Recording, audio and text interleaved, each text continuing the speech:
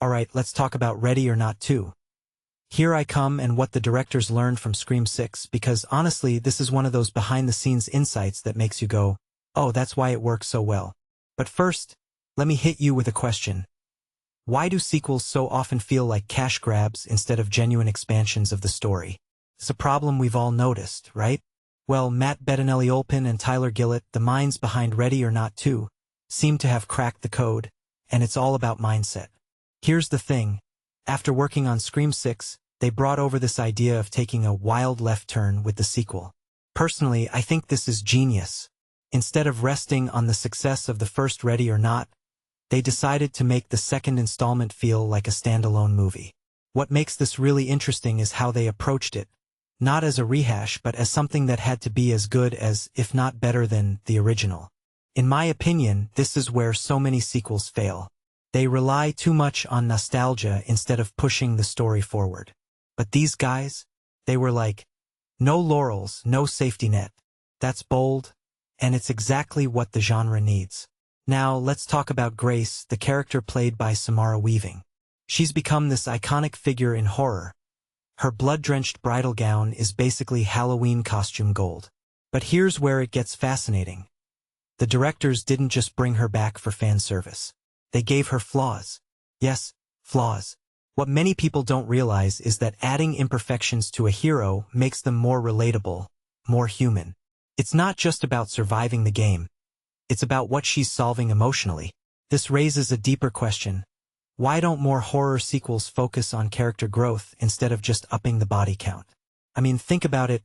Grace's journey in Ready or Not 2 is as much about her relationship with her sister as it is about fighting the elite.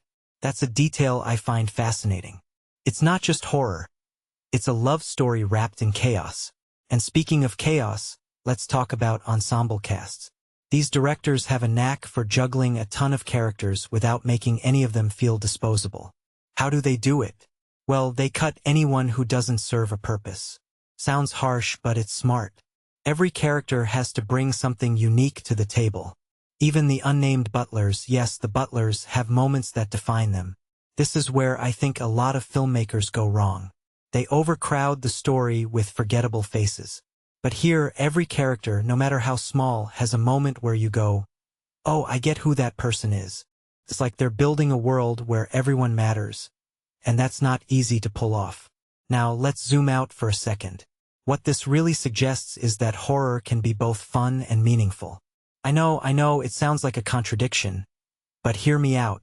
The directors talk about how entertainment doesn't have to sacrifice depth. In fact, they believe the most fun movies often have the deepest messages.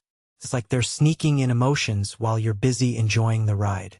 And that's exactly what they want you to feel when you leave the theater. Not just shocked or entertained, but emotionally satisfied. Personally, I think this is the future of horror. It's not just about scares. It's about connection. So, here's my takeaway. Ready or Not 2 isn't just a sequel. It's a masterclass in how to evolve a story while staying true to its roots. If you take a step back and think about it, this is what all sequels should aspire to. It's not about bigger explosions or more gore. It's about deeper characters, smarter storytelling, and a relentless energy that grabs you and doesn't let go. Now, I'm curious. What do you think makes a sequel truly great? Let me know in the comments, and let's keep this conversation going.